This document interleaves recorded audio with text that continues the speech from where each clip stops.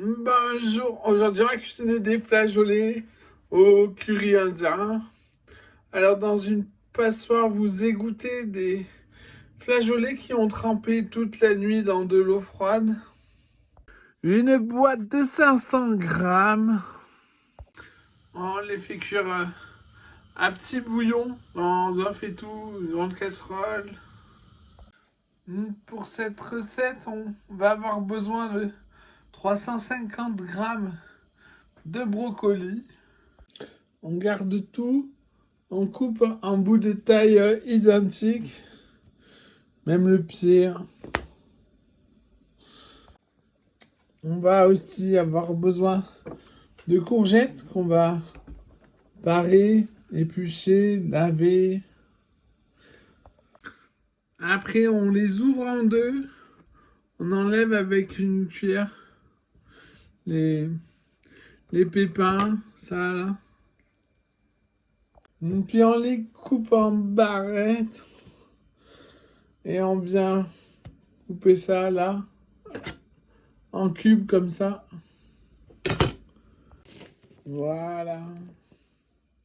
Alors il vous en faut 860 grammes. Quand ils sont moelleux, que même la peau fond en bouche, on peut arrêter la cuisson. On les sort de l'eau avec une écumoire. On laisse l'eau dans le faitout. Puis on y met les brocolis à cuire. On peut mettre le feu à fond. Quand les morceaux de tige sont croquants, on les sort de l'eau avec une écumoire. On garde encore le bouillon. On les refroidit pas. Puis on met dans l'eau les courgettes. On va les cuire croquantes encore. Attention, on peut croire que c'est cuit, mais ça l'est pas forcément. Les courgettes sont presque déjà croquantes. Pour savoir, c'est le moment où elles sont savoureuses que la cuisson est finie. Donc une fois croquantes et savoureuses, on les sort de l'eau. On les met dans une grande casserole, tous les flageolets, les brocolis, les courgettes. On mélange bien. Dans un petit verre, on met de quoi cuire, goûter, pardon, deux fois un peu de tous les ingrédients. On y ajoute du curry indien. Là, on mélange et on goûte. Puis on met la deuxième partie à chauffer au micro-ondes. En cuisant, les épices ont changé le goût des ingrédients. On peut goûter la deuxième partie. Maintenant que c'est chaud. Maintenant, on sait quel goût ça doit avoir avant de chauffer. On met donc le curry indien.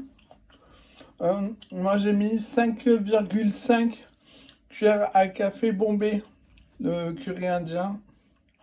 On mélange bien et on goûte pour savoir. Là, maintenant, on va le mettre à chauffer avec le couvercle jusqu'à ce que le curry ait changé les goûts. Encore une fois, il faut goûter pour savoir si ça a assez chauffé ou pas. Avec la spatule que vous mélangez, mettez-les sur les lèvres si c'est très chaud. C'est à peu près bon. C'est par là, quoi. Maintenant, on met le plat dans un baquet d'eau froide. On va saler, poivrer, mélanger, goûter, recommencer si nécessaire. Après, on met dans un plat de taille adaptée. On change l'eau du baquet d'eau froide. On laisse refroidir, puis au frigo. C'est bien meilleur froid à servir avec des tranches de jambon. Bon appétit!